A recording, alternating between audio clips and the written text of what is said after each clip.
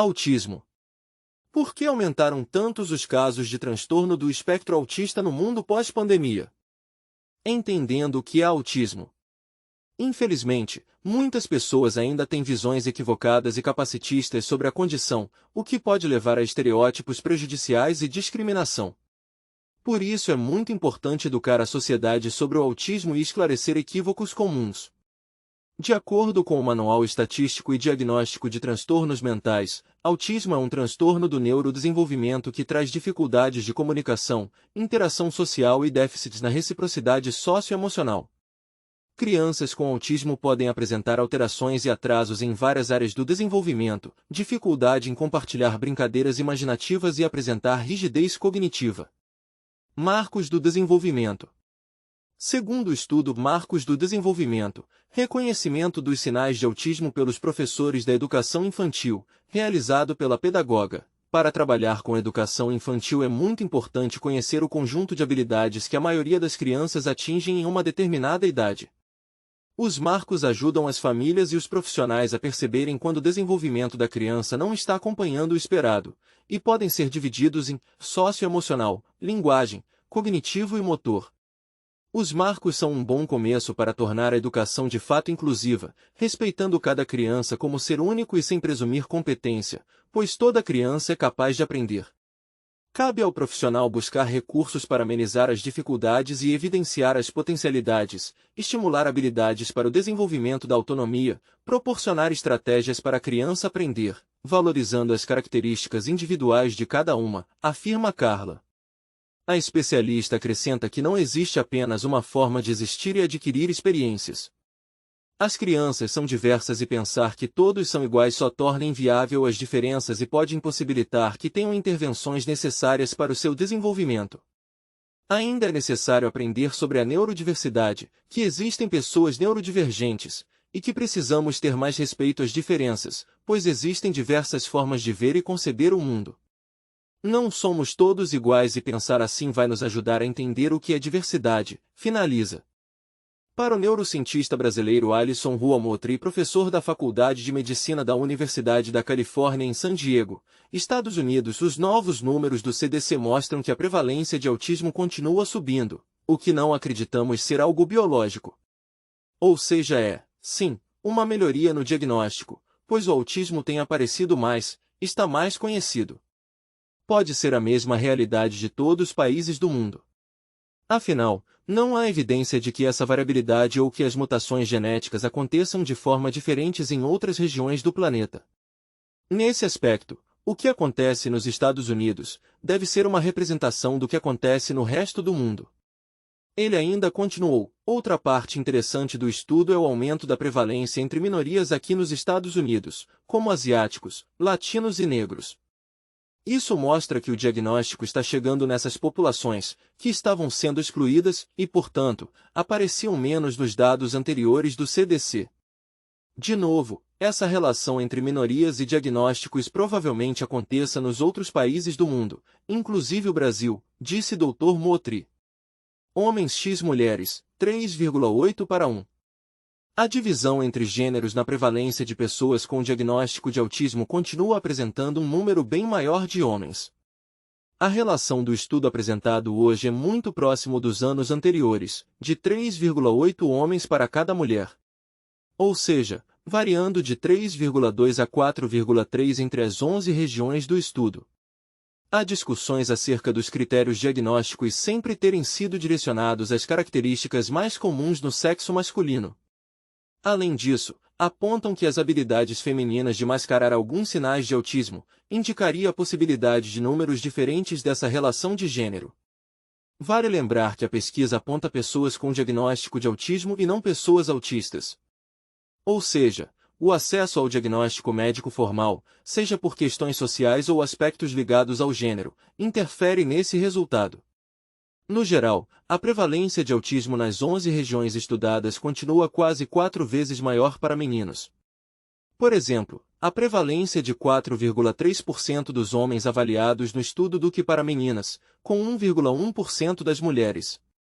Ainda assim, este é o primeiro relatório do CDC em que a prevalência de autismo entre meninas de 8 anos excedeu 1%. O apresentador de TV Marcos Mion, pai de um autista e conhecido militante na defesa dos direitos dos autistas, também foi rápido em manifestar sua desaprovação. Que fique claro que autismo não é doença, governador, e por isso não tem cura, disse. Vale lembrar que foi a Secretaria de Saúde que indicou ao governador essa resposta mentirosa, negacionista, que acaba influenciando milhões de pessoas de forma negativa. Vai diretamente contra a aceitação, que é o que a gente batalha tanto para acontecer, disse. Ainda dá tempo de voltar atrás nessa decisão, apelou.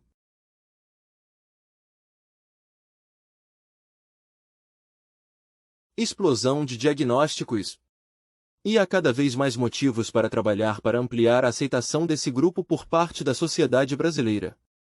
O Censo Escolar do Brasil registrou um aumento de 280% no número de estudantes com TEA matriculados em escolas públicas e particulares apenas no período entre 2017 e 2021. No Brasil, dados da Organização Mundial da Saúde sugerem a existência de 2 milhões de autistas, mas esta estimativa é considerada desatualizada. Levantamento recente do Center for Disease Control and Prevention dos Estados Unidos mostrou que, se nos anos 1970 o número de diagnósticos de TEA estava na faixa de 1 para cada 10 mil crianças, em 1995 já havia pulado para 1 em cada 1000 e continuou crescendo aceleradamente, até chegar a 1 a cada 59 em 2018 e 1 a cada 44 segundo o relatório de 2022. Se essa proporção for adaptada para a população brasileira, isso resultaria em um contingente de mais de 4 milhões de pessoas. Enquanto o número de diagnósticos dispara, os estudos das causas e características do TEA se transformaram em um tema central da área de neurodesenvolvimento. O estudo dos mecanismos neurobiológicos e psicocognitivos subjacentes aos sintomas aumentou consideravelmente na última década, pois elucidar o TEA é, também, uma via de entender como funciona o comportamento social, o que faz o estudo do transtorno extremamente relevante do ponto de vista de entendimento do funcionamento cerebral. Sabemos hoje que o TEA se trata de uma condição multifatorial, ou seja, que envolve uma interação ainda desconhecida entre fatores genéticos e ambientais. Também está estabelecido que pode se apresentar em diferentes graus, que vão desde o TEA de alto funcionamento, marcado por dificuldades de interação social, mas que não incorrem em prejuízos cognitivos, até manifestações mais severas, que englobam, além dos problemas de socialização, problemas de comunicação e comportamentos repetitivos. Porém, no que tange aos fatores causais, ainda não há um paradigma estabelecido, e diferentes hipóteses a respeito dos mecanismos envolvidos no TEA estão em discussão. A seguir, pesquisadores da Unesp e de outras universidades explicam quais são estas hipóteses. Genética e fatores ambientais causadores de neuroinflamação. Há mais de 1000 genes já descritos como relacionados ao TEA.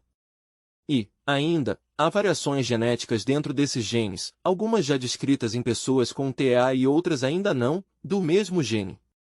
Então a gente ainda considera isto uma variante de significância clínica desconhecida, explica Patrícia Braga, professora do Departamento de Microbiologia do Instituto de Ciências Biomédicas, ICB, da Universidade de São Paulo, USP, e pesquisadora da plataforma científica Pasteur-USP.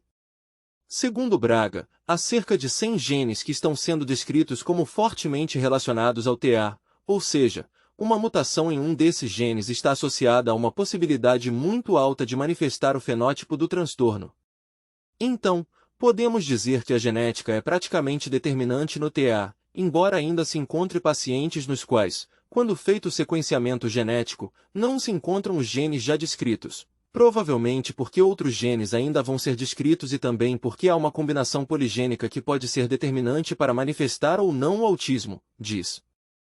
Nesse sentido, da manifestação ou não dos sintomas em indivíduos com predisposição genética, explora-se muito a questão da interação entre genética e ambiente. Os fatores ambientais podem ser diversos. Os mais descritos e considerados importantes envolvem a ocorrência, durante a gestação, de infecções de origem viral ou bacteriana.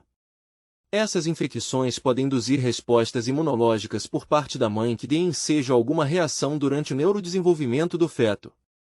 Essa modificação no feto poderia, mais tarde, resultar em comportamentos associados ao TEA por parte da criança. Isso não quer dizer que qualquer mulher grávida cometida por infecção vá necessariamente ter uma criança com TA, pois é preciso que haja predisposição genética para isso. Por outro lado, é possível que haja predisposição para o TA, mas essa predisposição não se manifesta por algum motivo, que pode ser o fator intervenção ambiental, diz Braga. Ela explica que o resultado depende da força dos fatores genéticos envolvidos. Quando há fatores genéticos fortes, mesmo sem intervenção ambiental, a criança pode vir a desenvolver o TA de qualquer maneira. Por isso a importância de explorar a relação entre ambiente e genética, de mapear os fatores genéticos mais decisivos, bem como os fatores ambientais que ocorrem na gestação mais significativos, diz Braga.